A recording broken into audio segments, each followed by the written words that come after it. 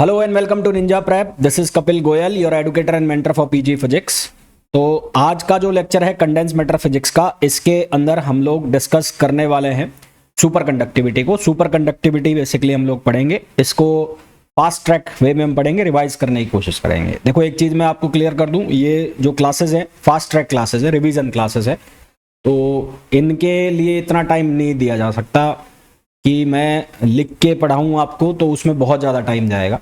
Fast track class का मतलब ये होता है कि आपने या आपको पहले से चीज़ आती है, और पहले से चीज़ आती है आप उसको एक फास्ट फॉरवर्ड फॉर्म के अंदर उसको रिवाइज कर लें, है ना। ये हो सकता है कि मैं थोड़ा तेज बोल जाता हूँ, ये मेरा थोड़ा सा माइनस पॉइंट भी आप कह लो कि मैं जल्दी बोल जाता हूँ, तो उसको मैं थोड़ा सा कर लूँगा ठीक, कि उसको मैं धीरे बोलूँ, धीरे इन द सेंस कि जो मेरा स्पीड है बोलने का उसको मैं सही कर लूँ, और देन फिर ये क्लासेस कवर की जाए। क्योंकि अगर मैं लिख लिख के अभी से लिख लिख के और फिर आपको एक्सप्लेन करूँगा तो बहुत ज़्यादा टाइम लग जाना है इन क्लासेस में, और जिसका कोई सेंस है नहीं।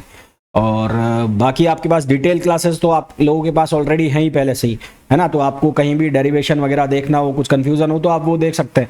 ये सिर्फ आपके ब्रशअप के लिए कि यानी आपने नोट्स बना रखे हैं या आपने चीज़ें पढ़ी हुई हैं और आप उनको फिर पढ़ते जा रहे हैं, तो फिर आपको चीज़ें जल्दी समझ में आएंगी। अदरवाइज आप पहली बार ही पढ़ रहे हैं तो उसमें फिर मैं भी खुद ही कहूँगा कि थोड़ा बहुत मुश्किल आपको हो सकता है। बाकी स्पीड वाली जो चीज़ है वो मैं कर लूँगा कंट्रोल, क्योंकि है मेरी आदत ये, मैं भूल जाता हूँ कई बार, मेरे दिमाग में नहीं आता रहता, तो फिर मैं स्पीड में चीज़ें कवर करा देता हूँ। तो चलिए स्टार्ट करते हैं।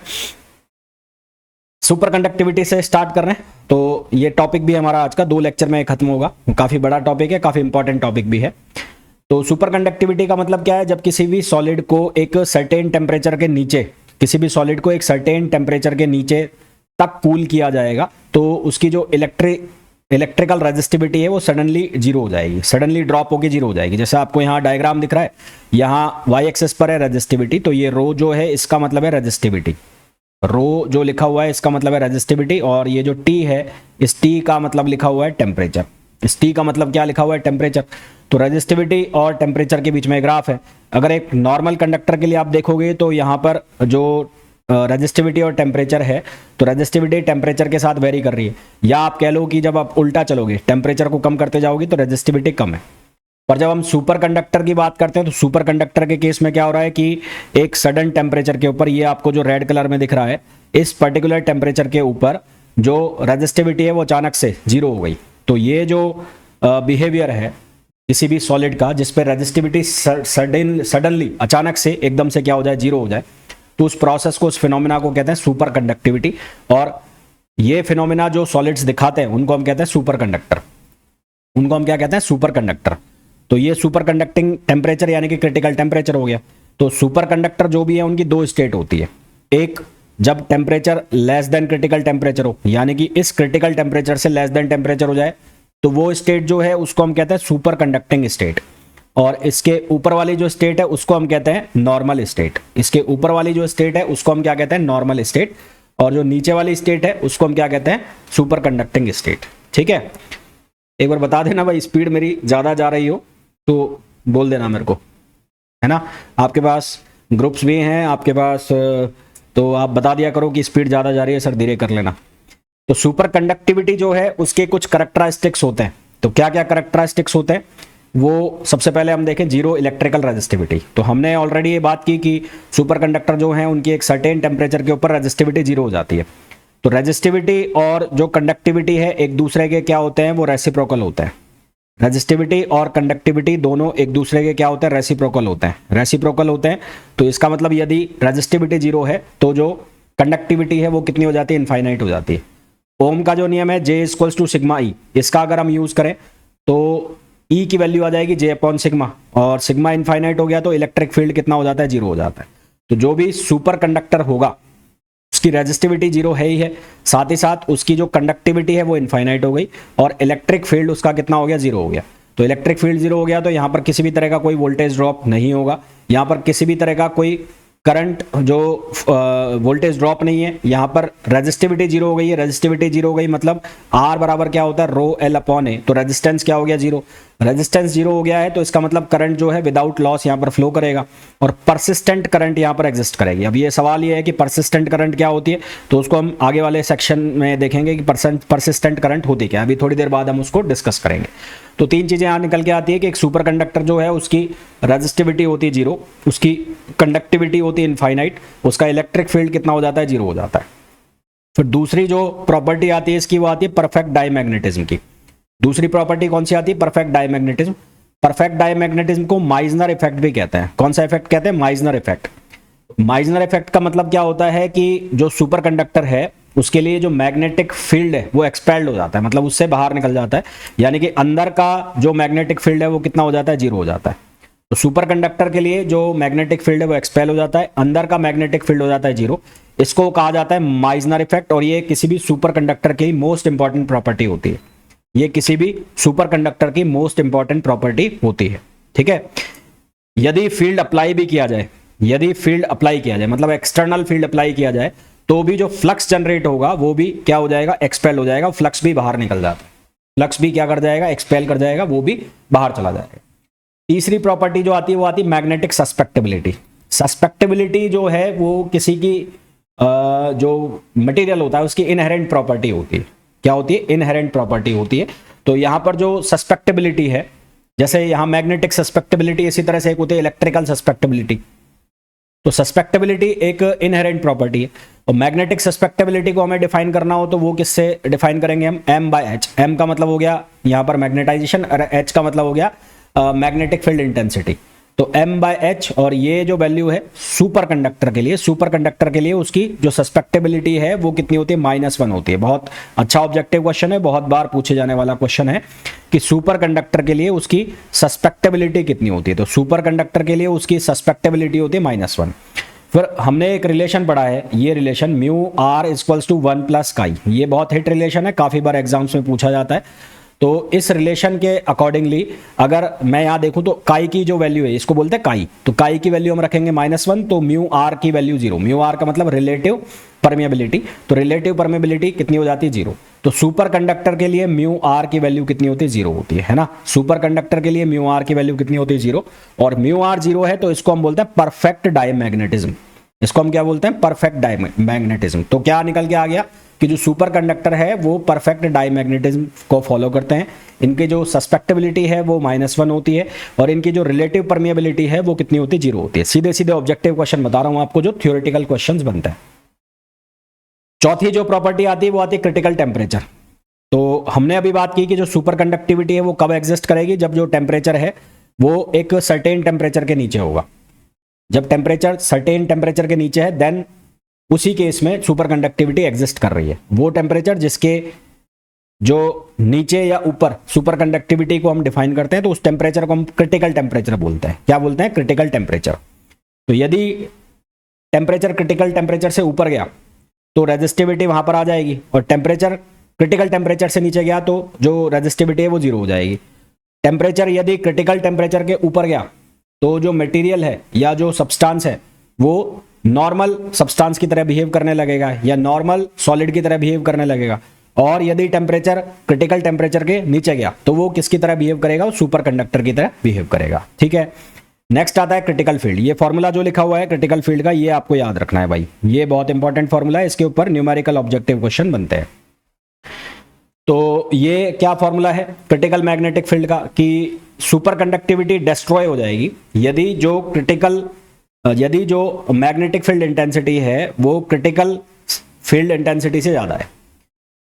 सुपर कंडक्टिविटी खत्म हो जाएगी कब, जब जो फील्ड अप्लाई कर रहे हो या जो फील्ड लग रहा है वो क्रिटिकल फील्ड से ज्यादा है, तो उस केस में जो सुपर कंडक्टिविटी है वो खत्म हो जाएगी। यानी कि सुपर कंडक्टिविटी के लिए H की वैल्यू लेस देन होनी चाहिए किससे, HC से।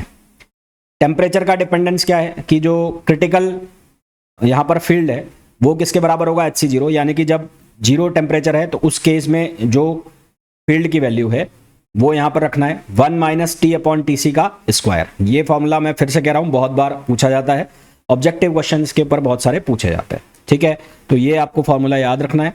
और सुपर कंडक्टिविटी कब डिस्ट्रॉय हो जाएगी, जब H की वैल्यू ग्रेटर देन हो जाएगी Hc से। फिर नेक्स्ट प्रॉपर्टी आती है क्रिटिकल करंट। यदि जो करंट है वो क्रिटिकल वैल्यू से एक्सीड कर गई, यानी कि I की वैल्यू IC से ज़्यादा हो गई, तो सुपर कंडक्टिविटी का जो नेचर है वो डिस्ट्रॉय हो जाएगा, वो नॉर्मल बिहेवियर करेगा। तो सीधी सी कहानी है कि जो क्रिटिकल वैल्यू है, चाहे वो क्रिटिकल टेम्परेचर है, चाहे वो क्रिटिकल फील्ड है, चाहे वो क्रिटिकल करंट है, उसके नीचे वैल्यू तो सुपर कंडक्टर, उसके ऊपर वैल्यू तो नॉर्मल कंडक्टर, उसके नीचे वैल्यू तो सुपर कंडक्टर, उसके ऊपर वैल्यू तो नॉर्मल कंडक्टर। सीधी सी सिंपल सी कहानी है। फिर आता है एनर्जी गैप। एनर्जी गैप की जो प्रॉपर्टी है उसके अंदर सुपर कंडक्टर जो है वो उनका जो एनर्जी गैप है फर्मी लेवल पर, वो फर्मी लेवल पर एनर्जी गैप किससे शो होता है, डेल्टा टी से। और यदि टी की वैल्यू 0 है तो ये जो गैप है इसकी वैल्यू कितनी लिखी जाती है, 1.76 KTC। फर्मी लेवल पर इसका जो गैप है वो कैसे शो किया जाता है, डेल्टा टी से। और यदि टी की वैल्यू 0 है यानी कि 0 केल्विन पर, एब्सोल्यूट 0 पर, तो वहां पर फिर इसकी जो गैप है वो कितना होता है, 1.76 KTC, जहां K जो होता है बोल्ट्जमान कांस्टेंट होता है। ऑब्जेक्टिव क्वेश्चन हो गया। तो अभी तक जो हमने पढ़ा उसमें ऑब्जेक्टिव क्वेश्चन ये बनते हैं कि सुपर कंडक्टिविटी क्या होती है। पहला कि जब एक सर्टेन टेम्परेचर के आकर रेजिस्टिविटी 0 हो जाए, then it is called super conductivity. क्या क्या प्रॉपर्टीज है, रेजिस्टिविटी 0 होगी, कंडक्टिविटी इनफाइनाइट होगी, इलेक्ट्रिक फील्ड 0 होगा, करंट फ्लो करेगा विदाउट एनी लॉस। कौन सी करंट एग्जिस्ट करेंगी, परसिस्टेंट करंट एग्जिस्ट करेंगी। मैग्नेटिक फील्ड एक्सपेल हो जाता है, जिसको कहते हैं माइजनर इफेक्ट। यदि फील्ड अप्लाई करोगे तो फ्लक्स भी एक्सपेल हो जाएगा। इसकी जो सस्पेक्टेबिलिटी है वो होती है -1। यदि इसकी परमिएबिलिटी की बात करें तो वो होती है कितनी, 0। इसकी परमिएबिलिटी की बात करें वो होती है 0। क्रिटिकल टेम्परेचर, वो टेम्परेचर जिसके नीचे ये सुपर कंडक्टर है, ऊपर नॉर्मल कंडक्टर है।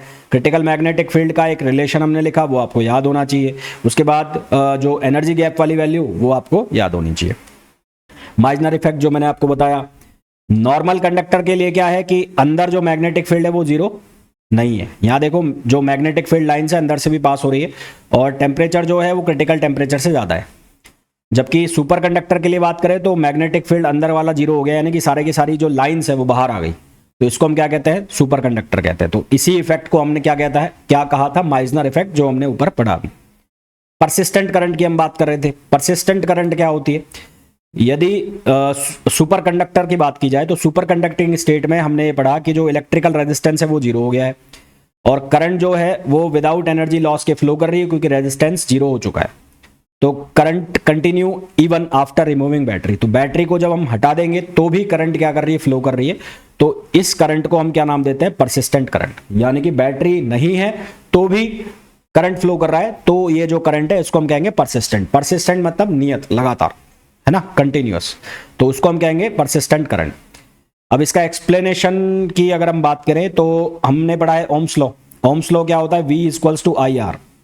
सुपर कंडक्टर के केस में R की वैल्यू 0 होती है, और हमने ये पढ़ा साथ में पोटेंशियल भी यहां पर क्या हो जाता है, 0 हो जाता है। तो R 0 हो गया, पोटेंशियल 0 हो गया, इसका मतलब ये नहीं है कि I भी 0 हो जाए, है ना। ये तो हो ही नहीं सकता कि V 0 हो गया तो I R ये 0 है, तो इधर I 0, या तो I 0 होगा और या फिर R 0 होगा, दोनों 0 नहीं होंगे, है ना। तो I यहां पर 0 नहीं है, तो करंट कंटिन्यू फ्लो करेगी फॉर एवर। करंट में किसी भी तरह का कोई डिके नहीं होगा, यहाँ पे कोई भी जूल हीटिंग नहीं होगी। हमने पढ़ा है जूल हीट लॉस होता है जूल हीटिंग में, और कंडक्टिविटी कितनी हो जाएगी, इनफाइनाइट हो जाएगी।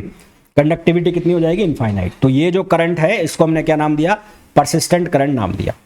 फिर क्रिटिकल मैग्नेटिक फील्ड की बात करें तो क्रिटिकल मैग्नेटिक फील्ड का मतलब minimum magnetic field required to destroy super conductivity. Magnetic field की वो मिनिमम वैल्यू जिसके ऊपर सुपर कंडक्टिविटी खत्म हो जाती है, उसको हम कहते हैं क्रिटिकल मैग्नेटिक फील्ड।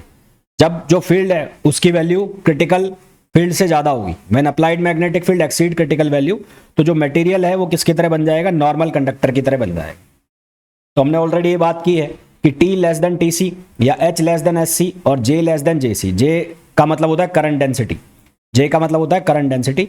तो जो मटेरियल है वो सुपर कंडक्टिंग स्टेट में, और अगर ये वैल्यू ज़्यादा हो गई है तो फिर वो मटेरियल किस में हो जाएगा, नॉर्मल स्टेट में आ जाएगा। तो जो मटेरियल है किस में आ जाएगा, नॉर्मल स्टेट में। ये जो JC है इसको हम बोलेंगे करंट डेंसिटी। कौन सी current density, critical current density, और इसकी वैल्यू हो जाएगी 2hc/r। क्या वैल्यू हो जाएगी, 2hc/r। ठीक है, क्या वैल्यू हो जाएगी, 2hc/r। टेम्परेचर डिपेंडेंस ऑलरेडी हमने फॉर्मूला देखा। HC 0 का मतलब है क्रिटिकल फील्ड एट 0 केल्विन और TC का मतलब है क्रिटिकल टेम्परेचर। यहाँ अलग अलग डायग्राम बने हुए हैं। ये डायग्राम जो बना हुआ है ये क्रिटिकल फील्ड और टेम्परेचर के बीच में। जब टेम्परेचर 0 है तो उसके ऊपर जो फील्ड है उसको हम बोल रहे हैं कौन सा, क्रिटिकल फील्ड एट 0 केल्विन। और जब टेम्परेचर TC पर पहुंचेगा यानी कि ये temperature T equals to TC हो जाएगा तो ये वैल्यू हो जाएगी 0, यानी कि जो HC है उसकी वैल्यू क्या हो जाएगी 0। तो ये इस तरह का ग्राफ फॉलो हो रहा है यहाँ पर। ठीक है, ये समझ में आ गया ग्राफ। रेजिस्टिविटी और क्रिटिकल फील्ड के बीच में अगर ग्राफ देखें तो फील्ड जब क्रिटिकल है, जब फील्ड क्रिटिकल है तो यहां पर जैसे HC वैल्यू है तो उस केस में रेजिस्टिविटी एग्जिस्ट कर रही है और उसके पहले H लेस देन HC के पहले यहां पर रेजिस्टिविटी क्या है, 0 है। क्रिटिकल फील्ड जब आया वो फील्ड जिस पर सुपर कंडक्टिविटी डिस्ट्रॉय हो जाती है, तो यहां पर रेजिस्टेंस या रेजिस्टिविटी अपनी वैल्यू शो कर रहे हैं और जैसे जैसे फील्ड की वैल्यू क्रिटिकल फील्ड से ज्यादा होती जा रही है रेजिस्टिविटी बढ़ती जा रही है। ठीक है, जैसे जैसे फील्ड की वैल्यू क्रिटिकल फील्ड से ज्यादा होती जा रही है रेजिस्टिविटी बढ़ती हुई जा रही है। ये ग्राफ ये शो कर रहा है। इसी तरह से मैग्नेटिक फील्ड और HC के लिए ये मैग्नेटिक फील्ड इंटेंसिटी है, ये मैग्नेटिक फील्ड है। तो यहां पर भी जब H की वैल्यू HC से कम है तो inside the material super conductivity कितनी है, मटेरियल जब सुपर कंडक्टिव स्टेट में है माइजनर इफेक्ट तो अंदर मैग्नेटिक फील्ड 0 है और जब HC वैल्यू पहुंचेगी तो उस केस में फील्ड एग्जिस्ट करेगा और जैसे जैसे वैल्यू बढ़ेगी H की, HC से ज़्यादा होगी तो फील्ड की जो वैल्यू है मैग्नेटिक फील्ड की वो भी बढ़ने लग जाएगी। ग्राफ के जो फीचर्स हैं तो एट T इक्वल्स टू 0 ये ऑलरेडी मैंने आपको बता दिया है सारा कि क्या क्या होगा। अच्छा, ये जो ग्राफ बना ये ग्राफ पैराबोलिकली डिक्रीज हो रहा है, तो ये ग्राफ क्या हो रहा है, पैराबोलिकली डिक्रीज, पैराबोलिकली डिक्रीज। तो ये ग्राफ कैसा बन रहा है, पैराबोलिकली डिक्रीज। तो पैराबोलिकली फॉर्म में ये डिक्रीज कर रहा है। ठीक है। टाइप्स ऑफ क्रिटिकल फील्ड, कितने तरह के क्रिटिकल फील्ड होते हैं, तो दो तरह के सुपर कंडक्टर हम पढ़ेंगे, एक टाइप 1 और एक टाइप 2। टाइप 1 सुपर कंडक्टर जिनमें सिंगल क्रिटिकल फील्ड होता है, सिंगल क्रिटिकल फील्ड होता है, सडन ट्रांजिशन होता है, इनके अंदर सडन ट्रांजिशन होता है, सिंगल क्रिटिकल फील्ड होता है और माइजनर इफेक्ट कंप्लीट शो होता है। ये इंपॉर्टेंट लाइन है कि जो टाइप 1 सुपर कंडक्टर है उनमें कंप्लीट माइजनर इफेक्ट शो होता है, मतलब सुपर कंडक्टर के अंदर का जो मैग्नेटिक फील्ड है वो 0 हो जाता है और अगर एक्सटर्नल फील्ड अप्लाई करोगे तो जो फ्लक्स है वो बाहर एक्सपेल हो जाता है। टाइप 2 का जो सुपर कंडक्टर होता है उसके अंदर दो क्रिटिकल फील्ड होते हैं, एक होता है HC1 और एक होता है HC2, एक होता है HC1 और एक होता है HC2। कुछ इस तरह वाला डायग्राम आपको याद आया, ये कुछ इस तरह का डायग्राम बनता है, फिर यहाँ पे ये इस तरह का डायग्राम बनता है ना, तो ये कुछ इस तरह का डायग्राम बनता है। तो लो क्रिटिकल फील्ड को HC1 बोलेंगे, अपर क्रिटिकल फील्ड को हम बोलेंगे HC2। जब H की वैल्यू HC1 से कम होगी, जब H की वैल्यू HC1 से कम होगी तो उसको हम बोलेंगे सुपर कंडक्टिंग स्टेट। जब H की वैल्यू HC1 और HC2 के बीच में होगी, जब जो फील्ड है वो इन दोनों के बीच में होगा तो उसको हम बोलेंगे मिक्स्ड स्टेट। और जब H की वैल्यू HC2 से ज़्यादा हो जाएगी तो उसको हम बोलेंगे नॉर्मल स्टेट। एक मिनट रुको, इसका मैं आपको डायग्राम दिखाई देता हूँ, एक मिनट डायग्राम निकाल लेता हूँ मैं इसका।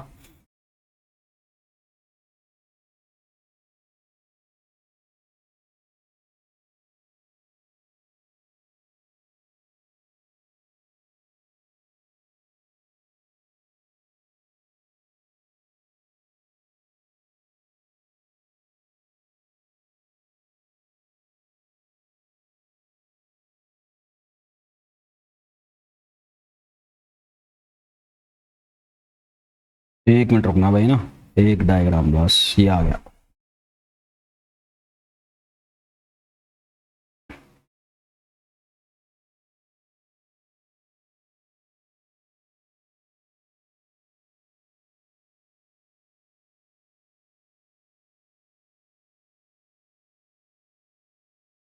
एक मिनट रुकना है ना, अरे आया नहीं क्या, एक मिनट, कहाँ चला गया।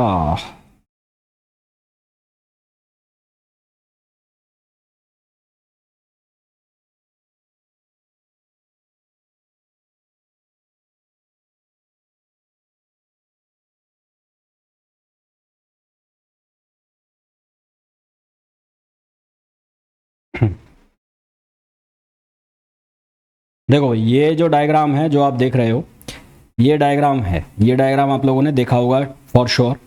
ये टाइप 1 और टाइप 2 की सुपर कंडक्टिविटी है, टाइप 1 और टाइप 2 सुपर कंडक्टर का डायग्राम है। यहाँ एक्स एक्सिस के ऊपर है एच की वैल्यू और यहाँ पर है म्यू एम की वैल्यू। यहाँ HC1 के नीचे जो है मटेरियल वो सुपर कंडक्टिंग स्टेट में है। HC1 से लेके HC2 के बीच की जो स्टेट है वो मिक्स्ड स्टेट है और HC2 के बाद की जो स्टेट है वो नॉर्मल स्टेट है। ये सारी की सारी चीज़ें आपको डायग्राम के ऊपर दिख रही हैं, है ना। ये सारी चीज़ें आपको डायग्राम के ऊपर दिख भी रही होंगी। तो ये डायग्राम आप लोगों ने देखा भी होगा, आई एम श्योर आप लोगों ने पक्का ये डायग्राम देखा होगा। तो यहाँ पर यही लिखा हुआ है कि 3 रीजन है। एक, जब H की वैल्यू HC1 से कम है तो वो सुपर कंडक्टिंग है। H की वैल्यू इन दोनों के बीच में HC1 और HC2 तो वो मिक्स्ड स्टेट है। H की वैल्यू HC2 से ज़्यादा है तो उसको हम नॉर्मल स्टेट कहते हैं, ठीक है। तो टाइप 1 जो सुपर कंडक्टर होगा उसमें हमेशा H की वैल्यू HC से कम रहेगी। टाइप 2 में यहाँ पर 2 क्रिटिकल फील्ड आएंगे। टाइप 1 में कंप्लीटली माइजनर इफेक्ट फॉलो होगा, जबकि जो टाइप 2 है उसके अंदर माइजनर इफेक्ट जो है वो कंप्लीटली फॉलो नहीं होगा, क्योंकि कौन सी स्टेट में आ जाता है, मिक्स्ड स्टेट में आ जाता है, ठीक। उसके बाद क्रिटिकल करंट की हम बात करते हैं, ऑलरेडी हम बात कर चुके हैं वैसे तो, वापस से बात करते हैं। तो इलेक्ट्रिक करंट जो है, जब करंट फ्लो होगी तो वो क्या प्रोड्यूस करेगी, मैग्नेटिक फील्ड प्रोड्यूस करेगी। जब ये जो फील्ड है क्रिटिकल फील्ड के ऊपर पहुंच जाएगा तो जो सुपर कंडक्टिविटी वो डिस्ट्रॉय हो जाएगी, ये हम ऑलरेडी बात कर चुके हैं। किसी भी वायर के अंदर जब करंट फ्लो होती है तो उसकी वजह से जो मैग्नेटिक फील्ड का फॉर्मूला होता है वो होता है mu not I upon 2πr। क्या होता है, mu not I upon 2πr। यदि जो डिस्टेंस है, सेंटर से जो डिस्टेंस है वो रेडियस के बराबर है तो जो फील्ड है वो क्रिटिकल फील्ड हो जाता है, और उस केस में जो BC है वो किसके बराबर हो जाता है, HC के बराबर हो जाता है। HC की जो वैल्यू है उसको हम कहते हैं म्यू नॉट IC। यहां पर I की जगह लिख दिया IC और B की जगह लिख दिया HC, तो ये बन जाता है mu naught IC upon 2πr। तो यहां से हमारे पास क्रिटिकल करंट का फॉर्मूला आता है 2πr HC upon mu naught. क्या फॉर्मूला आता है, 2πr HC upon mu naught. इसका मतलब क्या है कि जो maximum current without destroying super conductivity, maximum current without destroying super conductivity, यदि I की वैल्यू IC से ज्यादा होगी तो नॉर्मल स्टेट आएगा, और ये जो करंट आ रही है due to self magnetic field की वजह से आ रही है ना। एक्सटर्नल मैग्नेटिक फील्ड को इसमें लग नहीं रहा है, वो जो परसिस्टेंट करंट फ्लो हो रही थी उसकी वजह से सेल्फ मैग्नेटिक फील्ड जो जनरेट हुआ उसकी वजह से ये करंट यहां पर आई है, ठीक है। आगे देखिए, London penetration depth. London penetration depth जो है उसको हम लिखते हैं लैम्बडा से, और मैग्नेटिक फील्ड जो है वो does not abruptly vanish. Magnetic field abruptly यानी कि एकदम से जीरो नहीं हो जाएगा, अंदर का जो मैग्नेटिक फील्ड एकदम से जीरो नहीं होगा, ये एक्सपोनेंशियली डिके करेगा इनसाइड द सुपर कंडक्टर, यानी कि एक सर्टेन डिस्टेंस होगी, उस डिस्टेंस के बाद इसकी वैल्यू जीरो होगी, और वो जो डिस्टेंस होगी वो एक्सपोनेंशियली होगी। तो जो मैग्नेटिक फील्ड है उसका डिस्टेंस के साथ एक्सपोनेंशियल रिलेशन होता है, जिसको इससे लिखा जाता है Bx equals to B naught. B naught का मतलब है जीरो, जो डिस्टेंस है वहां पर मैग्नेटिक फील्ड की वैल्यू, और e power minus X upon lambda. ये जो लेमड़ा है इसको हम कहते हैं पेनेट्रेशन डेप्थ, मतलब कितनी दूर जाकर जो फील्ड है वो जीरो हो रहा है। तो लंडन पेनेट्रेशन डेप्थ क्या है, डिस्टेंस वेयर फील्ड ड्रॉप, वो डिस्टेंस जहां पर फील्ड जो है वो जीरो हो जाता है उसको हम लंडन पेनेट्रेशन डेप्थ कहते हैं। और ये जो x है, x इसकी वैल्यू कितनी हो, इसकी वैल्यू हमें रखनी है। तो इसकी वैल्यू अगर x और लैम्बडा दोनों बराबर हो जाए तो x इक्वल्स टू, यदि लैम्बडा हो गया तो यहां से क्या बन जाएगा, b lambda equals to b not upon e. तो x की वैल्यू यदि लैम्बडा के बराबर हो गई तो जो मैग्नेटिक फील्ड है वो कितना हो जाएगा, इनिशियल मैग्नेटिक फील्ड की 1/e वैल्यू हो जाएगी, और 1/e का मतलब हो गया 0.37। कितना हो गया, 0.37। तो लंडन पेनेट्रेशन डेप्थ, डिस्टेंस जहां पर फील्ड ड्रॉप हो जाएगा उसको हम लंडन पेनेट्रेशन डेप्थ कहते हैं। ये पेनेट्रेशन डेप्थ जो है इसका एक्सप्रेशन है m upon mu naught NSE² power half. इतना कोई नहीं पूछेगा, आप फॉर्मूला याद रखना चाहो तो रख लेना, बाकी ये जो लंडन पेनेट्रेशन डेप्थ है इसको आप याद रख लेना क्या होता है। ये फॉर्मूला के अंदर कौन सी चीज का क्या मीनिंग है, NS का मतलब होता है super conductive electron density, M का मतलब होता है इलेक्ट्रॉन का मास। इसकी जो टिपिकल रेंज है वो रेंज आप याद रख सकते हैं, रेंज होती है 30 से लेके 130 nm तक। इसकी जो रेंज होती है वो 30 से लेके 130 nm तक इसकी रेंज होती है। टेम्परेचर का डिपेंडेंस, टेम्परेचर का पेनेट्रेशन डेप्थ के साथ डिपेंडेंस अगर देखें तो lambda T equals to lambda naught upon √1 minus T upon TC की पावर 4। इसके ऊपर न्यूमेरिकल पूछ लिए जाते हैं, इसको आप याद रख सकते हैं, इसके ऊपर आपको न्यूमेरिकल क्वेश्चन देखने को मिल सकते हैं। Lambda TC equals to lambda naught upon 1 minus T upon TC की पावर 4। लैम्बडा मिनिमम है तो T 0 है, T 0, यदि टेम्परेचर को जीरो कर देंगे तो लैम्बडा हो जाएगा मिनिमम, और टेम्परेचर की वैल्यू टीसी के बराबर कर देंगे तो जो लैम्बडा है वो अप्रोच कर जाएगा इनफाइनाइट को। यदि लैम्बडा ये वाला जो टेम्परेचर है इसको जीरो कर दोगे तो ये वाला एक्सप्रेशन जीरो हो जाएगा पीछे वाला, या √1 बचेगा, √1 ये मैक्सिमम वैल्यू हो गई, मैक्सिमम वैल्यू हो गई तो ये हो जाएगा मिनिमम। तो उस केस में जो लैम्बडा यानी कि लंदन डेप्थ है वो मिनिमम हो जाएगी, और टी की वैल्यू टीसी हो गई तो उस केस में लैम्बडा इनफाइनाइट हो जाएगा। इसी तरह से सुपर कंडक्टिव इलेक्ट्रॉन डेंसिटी का रिलेशन 1 - T/Tc⁴। यहाँ ध्यान रखने वाली बात यह है, क्रिटिकल फील्ड में यहाँ पर स्क्वायर आ रहा था और यहाँ पर क्या आ रहा है, यहाँ पर पावर 4 आ रही है। सुपर कंडक्टिंग इलेक्ट्रॉन डेंसिटी क्या होगी, डिक्रीज करेगी किसके साथ, टेम्परेचर के साथ। टेम्परेचर बढ़ेगा, ये माइनस वाली क्वांटिटी क्या होगी, इंक्रीज होगी, और माइनस वाली क्वांटिटी इंक्रीज होगी तो ओवरऑल वैल्यू इसकी क्या होगी, डिक्रीज होगी। टी की वैल्यू टीसी हो जाएगी तो जो डेंसिटी है इलेक्ट्रॉन की वो क्या हो जाएगी, जीरो हो जाएगी। टी की वैल्यू टीसी हो गई तो जो डेंसिटी है इलेक्ट्रॉन की वो क्या हो जाएगी, जीरो हो जाएगी। और फिजिकल मीनिंग क्या है लंदन डेप्थ का, लंदन डेप्थ का फिजिकल मीनिंग है magnetic field penetration distance. Magnetic field कहाँ तक पेनेट्रेट कर रहा है उसकी डिस्टेंस है, कितने टाइम बाद उसकी वैल्यू ड्रॉप हो रही है, that distance is called London depth. एक लेंथ और आती है जिसको कहते हैं कोहेरेंट लेंथ। कोहेरेंस लेंथ जो होती है वो कॉपर पेयर बनेगा, आगे चल के हम बात करेंगे कॉपर पेयर, कूपर पेयर जिसको बोलते हैं। उस कूपर पेयर का जो साइज होगा उसको हम बोलेंगे कोहेरेंस लेंथ। कोहेरेंस लेंथ बराबर क्या होगा, size of Cooper pair. Coherence length क्या होगा, साइज ऑफ कूपर पेयर। और ये कौन सी डिस्टेंस होगी, ये वो डिस्टेंस होगी जिस पर सुपर कंडक्टिव वेव जो है, सुपर कंडक्टिव वेव जो है वो रिमेन्स कोहेरेंट। कोहेरेंट का मतलब सेम फेज में, जिसमें सुपर कंडक्टिव वेव्स जो है वो सेम फेज के अंदर रहेगी, कांस्टेंट फेज के अंदर रहेगी, तो उस डिस्टेंस को हम क्या बोलेंगे, सुपर कोहेरेंट लेंथ बोलेंगे। कोहेरेंट लेंथ जो है इसको जीटा से शो करेंगे, और जीटा का फॉर्मूला होगा 2h कट न्यू। न्यू का मतलब है frequency, nu F upon pi E G. Nu मतलब सॉरी वी है, ये वी का मतलब है फर्मी वेलोसिटी, तो where V F equals to Fermi velocity. E G का मतलब होगा super conducting energy gap. E G जो है इसका मतलब होगा super conducting energy gap. T जब जीरो करेंगे तो उस केस में ईजी की जो वैल्यू है वो कितनी हो जाएगी, 3.53 kbTc। उस केस में वैल्यू कितनी हो जाएगी, ये वाली। अब ये आपको याद रखने की जरूरत नहीं है, आपको ये जरूर याद रखना है कोहेरेंस लेंथ क्या होती है, उसका मतलब क्या होता है ना, ये आपको याद रखना है। अब आगे हम बात करें types of super conductor.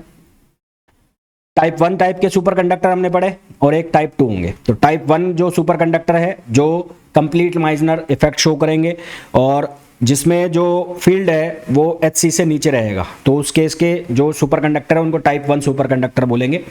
Type 1 super conductor को हम सॉफ्ट सुपर कंडक्टर्स भी कहते हैं। क्या कहते हैं, सॉफ्ट सुपर कंडक्टर भी कहते हैं। और इनके लिए केवल एक ही क्रिटिकल फील्ड होता है, ऑलरेडी हमने बात की।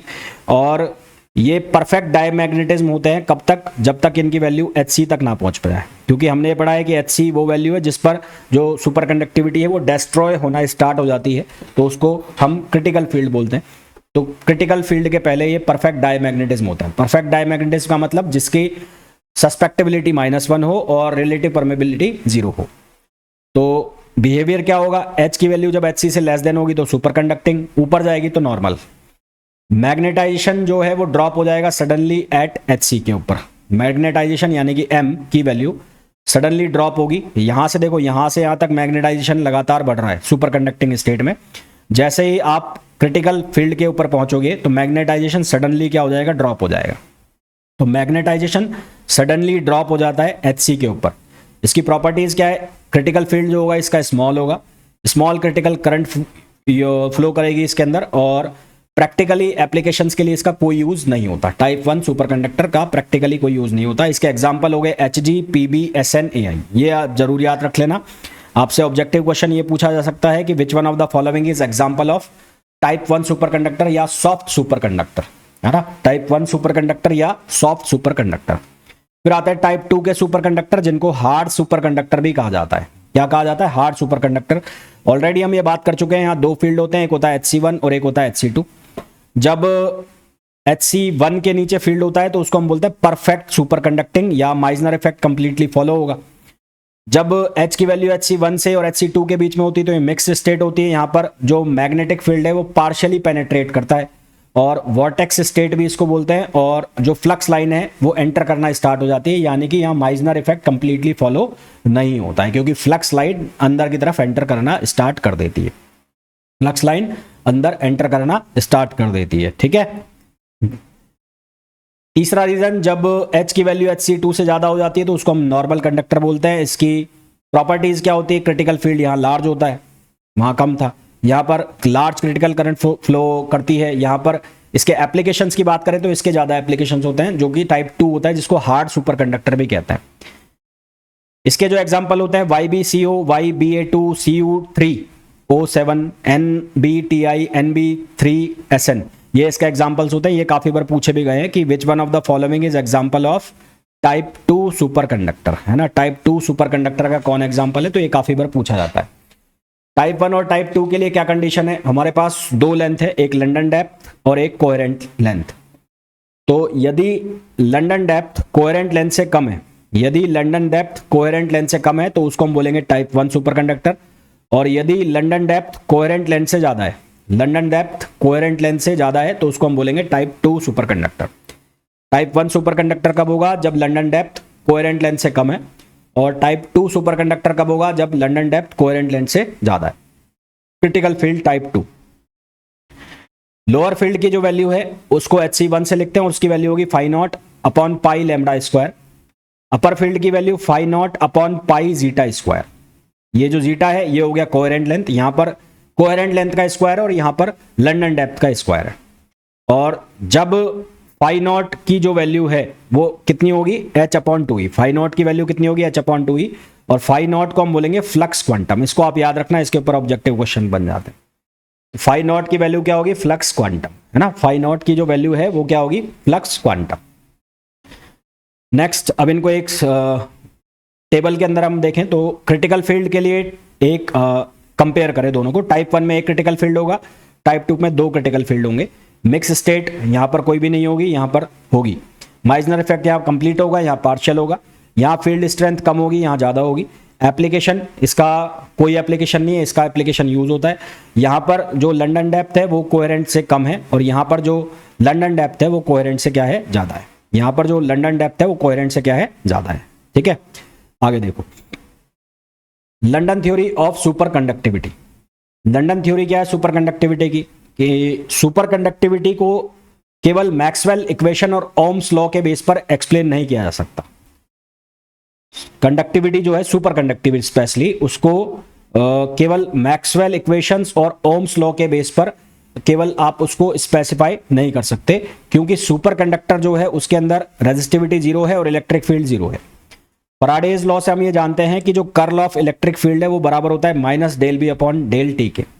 कर्ल ऑफ इलेक्ट्रिक फील्ड बराबर होता है minus of del B upon del T. और क्योंकि सुपर कंडक्टर के लिए इलेक्ट्रिक फील्ड जीरो है तो del B upon del T की वैल्यू क्या हो जाती है, जीरो। यानी कि यहां से हमें क्या मिलता है, जो बी है उसकी वैल्यू क्या होनी चाहिए, कांस्टेंट होनी चाहिए। बी जो है उसकी वैल्यू क्या होनी चाहिए, कांस्टेंट। तो ये कॉन्ट्राडिक्शन हो गया। कॉन्ट्राडिक्शन कैसे, कि ये कहता है, ये वाली जो हमने थ्योरी पढ़ी ये कहती है कि जो मैग्नेटिक फील्ड है वो रिमेन्स फ्रोजन, यानी कि कांस्टेंट हो गया इनसाइड सुपर कंडक्टर। पर experimentally magnetic field is expelled. Experimentally या हमने ये पढ़ा कि जो माइजनर इफेक्ट है उसके अकॉर्डिंगली अंदर जो मैग्नेटिक फील्ड है वो कितना है, जीरो है। तो क्लासिकल इलेक्ट्रोमैग्नेटिक थ्योरी और ओम्स लॉ यहां पर क्या हो जाते हैं, फेल हो जाते हैं। तो ये जो सारी कहानी है यहां पर गणित क्या हो गई, फेल हो गई। तो इसलिए किसको इंट्रोड्यूस किया गया, लंडन थ्योरी को इंट्रोड्यूस किया गया। इसलिए लंडन थ्योरी को इंट्रोड्यूस किया गया क्योंकि ये सारी गणित यहां पर फेल हो गई। माइजनर इफेक्ट के अंदर के अकॉर्डिंगली अंदर मैग्नेटिक फील्ड जीरो होना चाहिए, पर जब हम क्लासिकल जो थ्योरी है वो लगाते हैं और ओम्स लॉ लगाते हैं तो उसके अकॉर्डिंगली अंदर मैग्नेटिक फील्ड कितना है, कांस्टेंट है, वो उसकी कुछ फिक्स वैल्यू है। तो इसलिए फिर हमें लंडन थ्योरी इंट्रोड्यूस करनी पड़ी। जो लंडन इक्वेशन है उसमें दो इक्वेशन बनती है, एक बनती है फर्स्ट लंडन इक्वेशन और एक second London equation. First London equation के अंदर अकॉर्डिंगली सुपर कंडक्टिंग इलेक्ट्रॉन्स जो है वो बिना किसी रेजिस्टेंस के एक्सेलरेट करते हैं, ये हमने देखा क्योंकि रेजिस्टिविटी जीरो है। तो ma equals to minus e, और a को हमने लिख दिया dv upon dt। Current density का फॉर्मूला होता है J equals to minus N e, वीना वाला formula, minus e n e v A. A को नीचे ले जाओगे तो करंट डेंसिटी हो गया। इस वाले को डिफरेंशिएट करोगे तो ये बनेगा dj upon dt, N E ये बनेगा dv अपॉन dt, और यहां से dv अपॉन dt की वैल्यू उठाकर लाएंगे तो ये हमारे पास इक्वेशन बनेगी जिसको हम कहेंगे फर्स्ट लंडन इक्वेशन। भाई इसको जब डिफरेंशिएट करोगे तो ये बनेगा dj अपॉन dt, ये बनेगा minus N E dv upon dt। dv upon dt की वैल्यू यहां से उठाकर ले जाओ तो हमारे पास ये इक्वेशन बनेगी। ये इक्वेशन क्या बनी, N E square upon M और ये ई वेक्टर। तो इस इक्वेशन को हम कहते हैं फर्स्ट लंडन इक्वेशन। इसका मीनिंग क्या है कि electric field does not produce steady current, electric field steady current produce नहीं करता, इट प्रोड्यूसेस एक्सेलरेटिंग करंट, क्योंकि यहाँ एक्सेलरेशन है। तो ये कौन सी करंट प्रोड्यूस करेगा, एक्सेलरेटिंग करंट प्रोड्यूस करेगा। Current persist even when electric field is zero, electric field जब जीरो भी हो जाएगा तो उसके बावजूद भी यहाँ पर जो करंट है वो एग्जिस्ट करेगी, परसिस्ट करेगी, इसलिए उसको कौन सी करंट बोलते हैं, परसिस्टेंट करंट बोलते हैं। सेकेंड लंडन इक्वेशन क्या है, जो हमारे पास फर्स्ट इक्वेशन है उसका कर ले लिया, दोनों साइड कर ले लेंगे तो यहां पर क्या बनेगा, यहां पर बनेगा curl of del d J upon D T, यहां एन स्क्वायर अपॉन एम बाहर आ जाएगा और वो बन जाएगा curl of e, curl of e है ना। तो वो बन जाएगा कर्ल ऑफ ई किसके बराबर, D B, D J upon D T, यहां बनेगा वो कर्ल ऑफ ई, और कर्ल ऑफ ई किसके बराबर होता है, वो D B upon D T के बराबर होता है। दोनों साइड इंटीग्रेट कर दोगे तो हमारे पास इक्वेशन बन जाएगी curl of J equals to minus N E square upon M और बी, जिसको हम बोलते हैं सेकेंड लंडन इक्वेशन। इसको हम क्या बोलते हैं, सेकेंड लंडन इक्वेशन, और इसको हम क्या बोलते हैं, फर्स्ट लंडन इक्वेशन। तो सेकेंड लंडन इक्वेशन ये आ गई। अब लंडन पेनेट्रेशन डेप्थ निकालना है, लंडन पेनेट्रेशन डेप्थ जो हम ऊपर भी निकाल के आए, तो वो कुछ आपको ज़्यादा पढ़ने की ज़रूरत है नहीं, उसमें फॉर्मूला ऑलरेडी मैंने आपको बता दिया था। और लंडन पेनेट्रेशन डेप्थ क्या है, हमने देखा था कि जो मैग्नेटिक फील्ड है एकदम से जीरो नहीं होगा, वो सर्टेन डिस्टेंस के जाने के बाद अपनी जो वैल्यू है उसको रिड्यूस करेगा, तो वो जो डिस्टेंस है उसको हम लंडन डेप्थ कहते हैं। तो वो इतना ज़्यादा डेप्थ में जाने की ज़रूरत है नहीं उसके लिए। Magnetic field inside a superconductor, हमने देखा कि जो मैग्नेटिक फील्ड है एक्सपोनेंशियली डिक्रीज करता है, एकदम से जीरो नहीं होता है। और इंटीरियर यानी कि अंदर मैग्नेटिक फील्ड जीरो होता है तो उसको हम कहते हैं माइजनर इफेक्ट कहता है, और ये एक्सपोनेंशियली डिक्रीज करता है ना। तो ये सारी चीज़ें ऑलरेडी मैं आपसे बात कर चुका हूँ, बार बार रिपीट करने का मतलब है नहीं। फिर इसमें एक थ्योरी आती है जिसको कहते हैं BCS theory, Bardeen Cooper Schrieffer, Bardeen Cooper Schrieffer theory, बहुत इंपॉर्टेंट है। यहाँ से फिक्स प्रिडिक्टेबल जो क्वेश्चन है वो निकलते हैं यहाँ से। बेसिक आइडिया इसके पीछे का क्या है कि जो सुपर कंडक्टिविटी है वो एक्सप्लेन की जाती है किससे, इलेक्ट्रॉन लैटिस इलेक्ट्रॉन इंटरेक्शन से। सुपर कंडक्टिविटी एक्सप्लेन की जाती है इलेक्ट्रॉन लैटिस इलेक्ट्रॉन इंटरेक्शन से, है ना। ये एक अपने आप में इंपॉर्टेंट ऑब्जेक्टिव क्वेश्चन बन गया कि super conductivity is explained bye electron lattice electron interaction. दो इलेक्ट्रॉन्स जो हैं वो एक फोनोन के थ्रू आपस में इंटरेक्ट करते हैं। दो electrons attract via virtual phonon exchange, phonon का एक्सचेंज होता है, वो एक दूसरे को क्या करते हैं, अट्रैक्ट करते हैं। ये अट्रैक्शन जो है वो क्या बनाता है, कूपर पेयर बनाता है। ये जो अट्रैक्शन है क्या बना देता है, कूपर पेयर। और कूपर पेयर जो है, कूपर पेयर्स वो बिना किसी रेजिस्टेंस के क्या करते हैं, मूव करते हैं। कूपर पेयर्स जो हैं बिना किसी रेजिस्टेंस के मूव करते हैं। ये कहानी इस तरह से चलती है। यहां पर बीच में क्या आ गया, फोनोन आ गया, और ये हो गया, ये हो गया, इस तरह से ये हो गया। ठीक है, एक मिनट रुकना।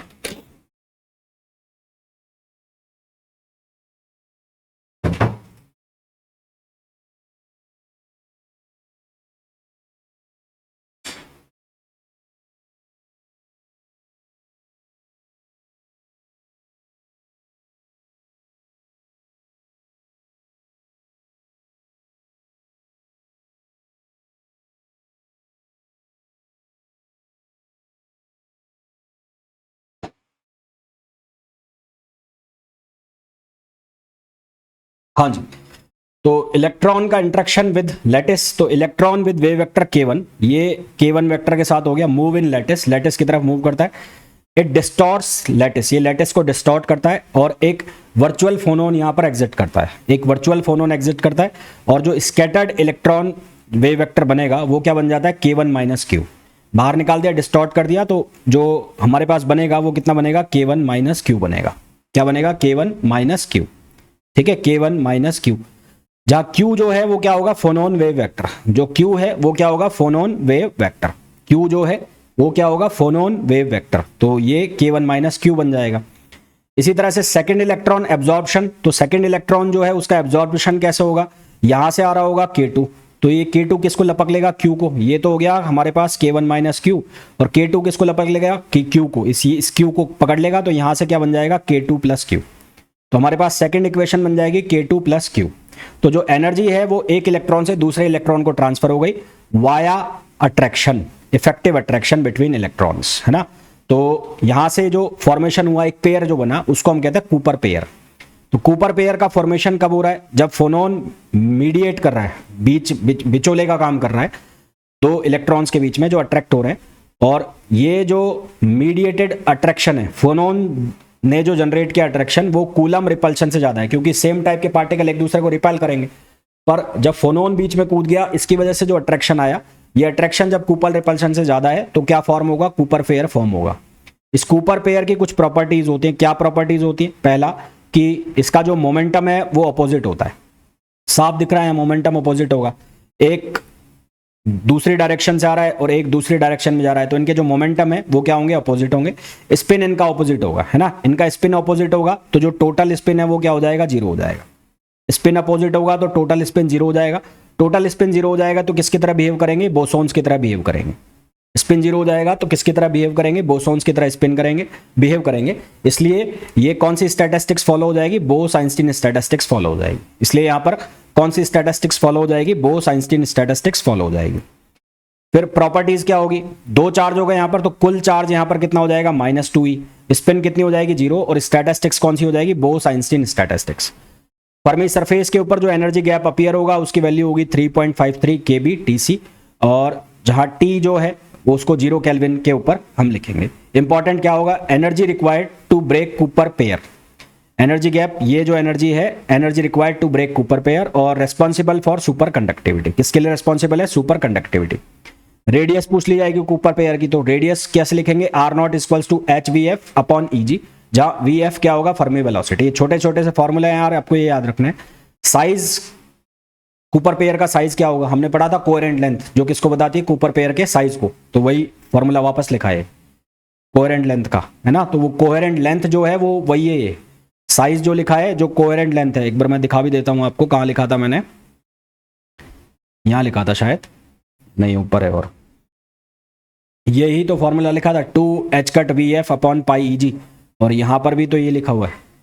यहां पर जो अभी मैं आपको बता रहा हूं, ये भी तो ये बता रहा हूं। तो वो साइज जो है, ये जो साइज कहां गया, ये तो ये वही फॉर्मूला लिखा हुआ है।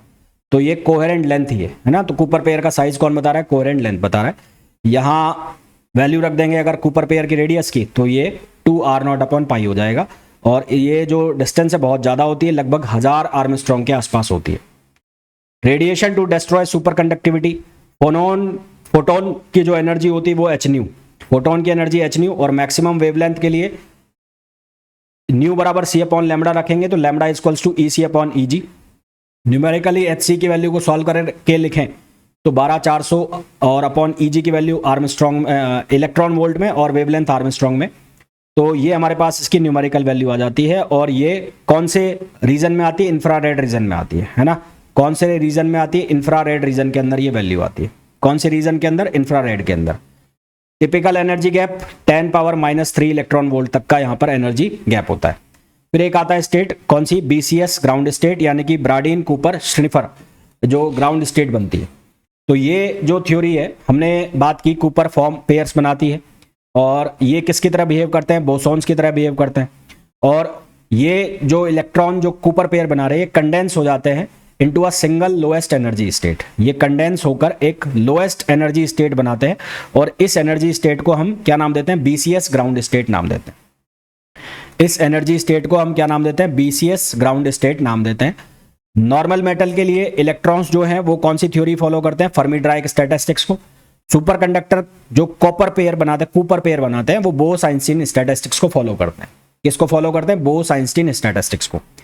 बिफोर सुपर कंडक्टिविटी यानी कि नॉर्मल स्टेट की जब हम बात करें, तो वहां पर इलेक्ट्रॉन जो है वो फर्मी एनर्जी जो है उसको ऑक्यूपाई करते हैं। तो जो डिस्ट्रीब्यूशन है वो फर्मी डिस्ट्रीब्यूशन होगा। फर्मी डिस्ट्रीब्यूशन का जो फॉर्मूला है हमारे पास वो क्या होता है? 1/e⁻e - EF kT + 1। तो प्रॉपर्टी क्या होगी? Before super conductivity sharp distribution होगा लो टेम्परेचर के ऊपर, और किसी भी तरह का कोई एनर्जी गैप नहीं बनेगा, जैसा यहां दिखाया हुआ है। किसी भी तरह का कोई एनर्जी गैप नहीं है जब फर्मी डिस्ट्रीब्यूशन हो रहा है। सुपर कंडक्टिविटी के बाद यानी कि जब BCS स्टेट बन जाएगी, तो इलेक्ट्रॉन्स जो है वो कूपर पेयर बनाएंगे। ये कूपर पेयर कंडेंस्ड हो जाएंगे एक ही क्वांटम स्टेट में, और यहां से हमारे पास कौन सी स्टेट बनेगी? BCS state. तो ये दोनों स्टेट के बीच में एक गैप आ जाएगा जिसको हम कहेंगे एनर्जी गैप। दोनों स्टेट के बीच में एक गैप आएगा जिसको हम कहेंगे एनर्जी गैप। यहां देखो दोनों ग्राफ अलग अलग हैं। जब फर्मी डिस्ट्रीब्यूशन है तो ये ग्राफ का वेरिएशन अलग है, और जब बीई डिस्ट्रीब्यूशन है यानी कि बीसीएस स्टेट है तो ये ग्राफ का डिस्ट्रीब्यूशन अलग है। तो इंपॉर्टेंट चेंज क्या हुआ कि यहां पर एक एनर्जी गैप अपीयर हो रहा है, जो कि आपको दिख भी रहा है अराउंड फर्मी लेवल के पास यहां पर एक एनर्जी गैप अपीयर हो रहा है। बीसीएस ग्राउंड स्टेट में अगर हम बात करें तो कोई भी इलेक्ट्रॉन स्टेट एग्जिस्ट नहीं करती। बीसीएस ग्राउंड स्टेट के अंदर कोई भी इलेक्ट्रॉन स्टेट एग्जिस्ट नहीं करती। उसकी रेंज है EF माइनस EG/2 से लेकर EF plus EG/2। EF minus EG/2 कहां होगा? यहां पर होगा। तो ये जो है नीचे वाला, ये तो क्या हो गया EF माइनस EG/2, और ये क्या हो जाएगा EF प्लस EG/2। तो इसके अंदर कोई सी भी हमारे पास जो इलेक्ट्रॉन्स है वो एग्जिस्ट नहीं करती, इलेक्ट्रॉन स्टेट। तो ये जो गैप है ये स्कैटरिंग को प्रिवेंट करता है, यानी कि इसके अंदर किसी भी तरह की कोई स्कैटरिंग नहीं होगी, और यहाँ पर जो रेजिस्टेंस है वो क्या रहेगा? जीरो रहेगा। इस गैप के अंदर जो रेजिस्टेंस है वो क्या रहेगा? जीरो रहेगा। ठीक है। फिजिकल मीनिंग क्या होगी इसकी कि जो जितने भी कूपर पेयर हैं वो सेम क्वांटम स्टेट को ऑक्यूपाई करेंगे। जो सिस्टम है वो एक मैक्रोस्कोपिक क्वांटम वेव की तरह बिहेव करेगा। सिस्टम मैक्रोस्कोपिक क्वांटम वेव की तरह बिहेव करेगा। ये रेस्पॉन्सिबल होगा किसके लिए? जीरो रेजिस्टेंस, जो कि यहां पर हमने देखा। साथ ही साथ किसके लिए? माइजनर इफेक्ट के लिए। एग्जाम के पॉइंट ऑफ व्यू से इंपॉर्टेंट पॉइंट इसके क्या बनेंगे? कूपर पेयर क्या बनाएंगे? बोसॉन्स। कंडेंसेशन कहां होगा? बीसीएस ग्राउंड स्टेट में। एनर्जी गैप अपीयर होगा फर्मी लेवल पर, स्कैटरिंग नहीं होगी, और जो ट्रांजिशन है वो कहां पर होगा? क्रिटिकल टेम्परेचर पर होगा। फिर एक बहुत इंपॉर्टेंट पॉइंट आता है आइसोटॉपिक इफेक्ट। आइसोटॉपिक इफेक्ट में हमारे पास एक टेम्परेचर होता है, क्रिटिकल टेम्परेचर, और ये जो क्रिटिकल टेम्परेचर है डिपेंड करता है आइसोटॉपिक मास के ऊपर। दोनों के बीच में क्या रिलेशन होता है? TC m⁻½ equals to constant. इसके ऊपर न्यूमेरिकल भी पूछे जाते हैं।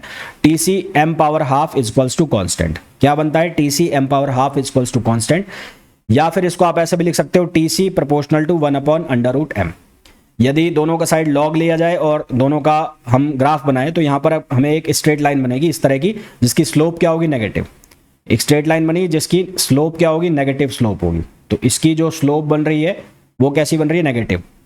इसका सीधा सा मतलब है यदि आइसोटॉप भारी है तो क्रिटिकल टेम्परेचर जो है वो क्या होगा? कम होगा। तो आइसोटॉप हैवी है तो लोअर लैटिस वाइब्रेशन फ्रिक्वेंसी, और यदि जो लोअर फोनोन फ्रिक्वेंसी होगी तो वीकर इलेक्ट्रॉन पेयरिंग होगी। तो इलेक्ट्रॉन की पेयरिंग क्या होगी? लो होगी।